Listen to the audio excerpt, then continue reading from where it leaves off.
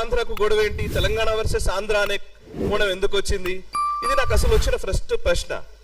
దానికి ఏంటంటే నేపథ్యం ఏంటి అని అంటే కనుక ఒక ప్రొఫెసర్ నాగేశ్వర్ గారు చేసిన వ్యాఖ్యలు, ఆ వ్యాఖ్యలకు జనసేన పార్టీ లేదా తెలుగుదేశం పార్టీ నుంచి వచ్చినటువంటి రియాక్షన్స్ అనంతర కాలంలో ఏదో ఒక తెలంగాణ వర్సెస్ ఆంధ్ర అన్న కోణంలోకి మారిపోయింది.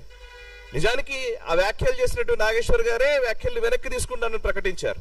వ్యాఖ్యలు వెనక్కి తీసుకుంటానని ప్రకటించిన తరువాత ఒక రౌండ్ టేబుల్ పెట్టి తెలంగాణ వాళ్ళ మీద దౌర్జన్యం ఏంటి అనే, అసలు తెలంగాణకి ఆంధ్రకి గొడవ ఏంటి, ప్రొఫెసర్ నాగేశ్వర్ గారు ఎందుకు వచ్చారు దీంట్లోకి, ఇక్కడే నాకు అసలు కొంచెం కన్ఫ్యూజ్ అయింది.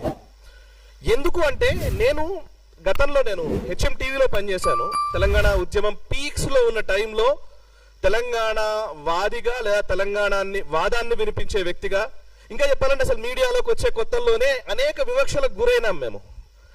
తెలంగాణ ప్రజలు వివక్షలకు గురైన మాట వాస్తవం. దీన్ని ఫస్ట్ మనం అంగీకరించి మిగతా డిస్కషన్ మనం చేద్దాం. ఎందుకు అనంటే అసలు తెలంగాణ నుంచి వచ్చిన వ్యక్తికి వీడికి తెలుగు భాషనే రాదు, వీడు అసలు ఏం న్యూస్ చదువుతాడు అన్న రోజులు నాకు తెలుసు. నా ముఖం మీదనే చెప్పిన రోజులు కూడా నాకు తెలుసు. ఈ సోకాల్డ్ మాటలు మాట్లాడింది ఎవరో ఆంధ్ర వాళ్ళు అని వదిలేయడానికి వీల్లేదు. వాళ్ళంతా పక్కా కమ్యూనిజం నుంచి వచ్చినటువంటి జర్నలిస్టులే ఈ మాటలు అన్నది. నేను చాలా స్పష్టంగా చెప్తున్నాను. మామూలుగా న్యూట్రల్ గా ఉండే జర్నలిస్టులే అనలే నన్ను. బట్ అఫ్ కోర్స్ దాన్ని ఛాలెంజ్ గా తీసుకున్నాము, అధిగమించే ప్రయత్నం చేశాము, డిక్షన్ ఇంప్రూవ్ చేసుకున్నాము, ఒక దశకు వచ్చాం. నేను 2013లో సిడబ్ల్యూసి ప్రకటన వచ్చింది జూలై 31 రోజున, నాకు గుర్తుంది. జూలై 31 రోజు సిడబ్ల్యూసి తెలంగాణకు అనుకూలంగా ప్రకటన చేసిన రోజు లైవ్ లో కూర్చున్నాను నేను 10 టీవీలో. ఆ టైంలో 10 టీవీ యాజమాన్యము సిపిఎం పార్టీకి పెట్టినటువంటి ఛానల్ అది. అక్కడ కమ్యూనిస్ట్ పార్టీ సిపిఎం పార్టీ సమైక్యవాదానికి కట్టుబడి ఉంది, వాళ్ళు సమైక్యవాదమే ఉండాలని అన్నారు. అండ్ దానికి మేనేజింగ్ డైరెక్టర్ గా అప్పుడు ప్రొఫెసర్ నాగేశ్వర్ గారు పనిచేశారు. నాకు తెలిసి 2013-14 టైంలో ఏపీ ఎన్జిఓల సభ నాకు చాలా గుర్తుంది. ఏపీ ఎన్జిఓలు ఇక్కడ సభ నిర్వహించినప్పుడు ఎల్బీ స్టేడియం దగ్గర ఒక సమైక్యవాది ఒకడు ఇలా ఆ పక్కన అసెంబ్లీని వాటిని చూపించుకుంటూ ఇట్లా గొంతు కోస్తానని చెప్తున్నటువంటి విజువల్ ని పదే పదే చూస్తూ బాధపడ్డ రోజులు తెలుసు. దాన్ని రిపోర్ట్ చేసిన రోజులు కూడా నాకు గుర్తున్నాయి. ఆ రోజులు ఉన్న ఎమోషన్స్ చాలా సీరియస్, ఒక పీక్స్ లో ఉన్న ఎమోషన్స్ లో ఉన్నప్పుడు ఇందాక ప్రసాద్ గారు అంటున్నారు, నిజంగా ఆ రోజులు ఉన్న పరిస్థితులను మేము మా అనుభవాలు మాకు గుర్తొస్తుంటే కూడా ఒక్కోసారి అనిపిస్తూ ఉంటుంది, ఒక చారిత్రక సందర్భంలో మనం ఉన్నాం కదా అని. ఆ టైంలో ఓవైపు కేసీఆర్ సభ వస్తున్నా, ఓవైపు తెలంగాణ సభలు ప్రొఫెసర్ కోదండరామ్ గారు, అప్పుడు ప్రొఫెసర్ జయశంకర్ గారు వీళ్ళు మాట్లాడుతున్నటువంటి సభల్ని తక్కువ నిడివి ఇచ్చి, ముఖ్యంగా సమైక్యవాదానికి ఎక్కువ నిడివి ఇచ్చినటువంటి ఛానల్ గా 10 టీవీకి ఆ రోజుల్లో ముద్ర ఉంది తెలంగాణ ప్రజల్లో. ఇవాళ ఏం మాట్లాడుతున్నాం మనం? తెలంగాణ వాది ఎప్పుడయ్యారైనా? నాకు ఇది అర్థం కాలే. రెండోది, తెలంగాణ వాదమే నిజంగా ఈరోజు గొడవ కాదు. వాళ్ళ దృష్టికోణం వేరు. ఎప్పుడైనా సరే వాళ్ళు ఒక విలన్ని తయారు చేస్తూ ఉంటారు. కమ్యూనిస్ట్ సిస్టమ్ అంతా కూడా మొదటి నుంచి మనం అబ్జర్వ్ చేస్తే ఒక విలన్ని తయారు చేస్తారు. ఆ విలన్ని చూపించి మొత్తం ఆటంతా ఆడుతూ ఉంటారు.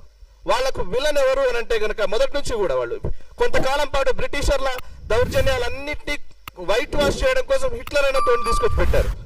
హిట్లర్ ను మించిన మారణ హోమం సృష్టించిన వ్యక్తి నిజాం. మీరు లెక్కలేసి చూసినా కూడా హిట్లర్ ను మించి మారణ హోమం సృష్టించినటువంటి వ్యక్తి నిజాం. ఇప్పుడు మనం తెలంగాణ వాదం అన్న ప్రతిసారి తెలంగాణ అన్న పదం రాగానే నిజాం చరిత్ర వరకు పోయి ఆగిపోతుంది. నిజాం చరిత్రతో కట్ చేసేస్తారు అంతే. ఏంటిది? నిజాం మెడలు వంచింది ఎవరు?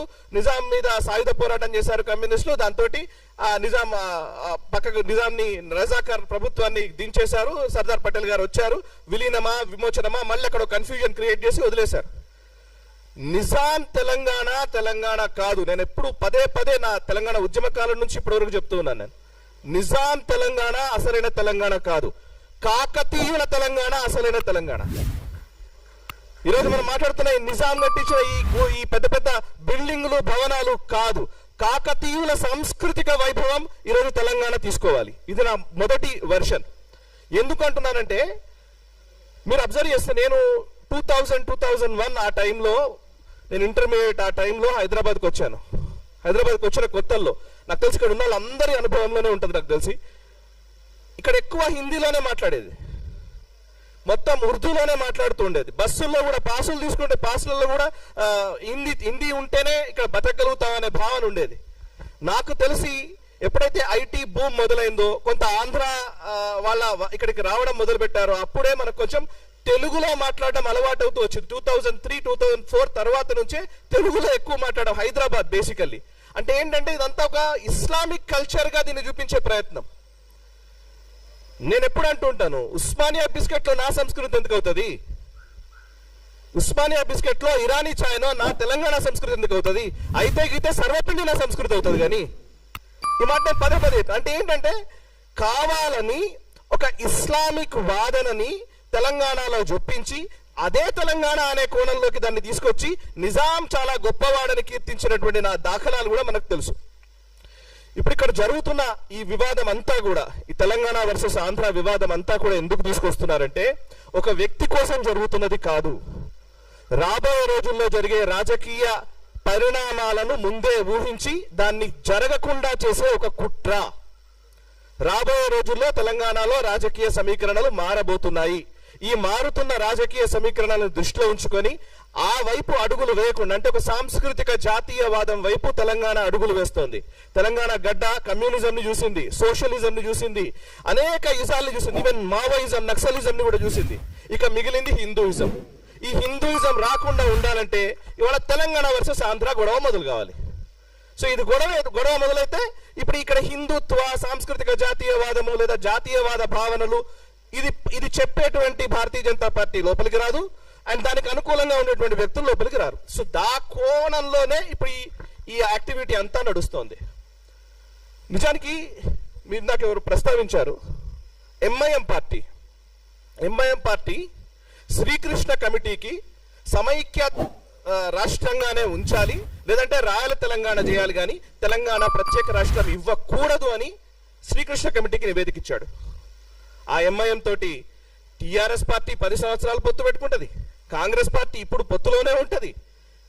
ఎంఐఎం ఇవాళ తెలంగాణ వ్యతిరేకి కానే కాదు, బికాస్ మైనారిటీ.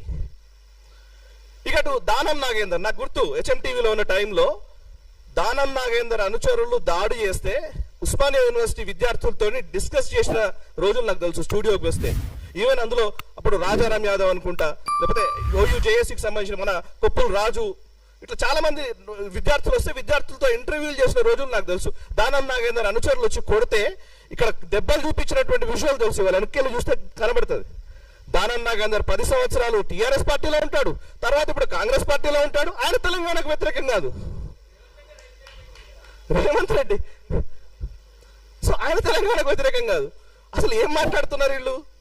ఇంకోటి, ఇప్పుడు ఈ మధ్య కాలంలో మనం తెలంగాణ ఈవెన్ కొండా సురేఖ మానుకోటలో, మహబూబాబాద్ అనుకుంటా, మహబూబాబాద్లో అక్కడే కదా మానుకోటలో రైల్వే స్టేషన్లో రాళ్ళు ఇసిరారు.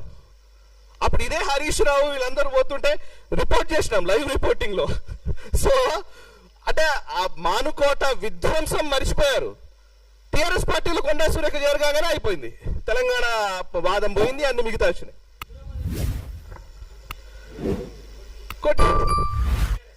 సో ఎవరికి చెప్తున్నారు తెలంగాణ వాదము, ఎవరు వినాలి, ఎందుకు ఇది నాకు అర్థం కావట్లేదు.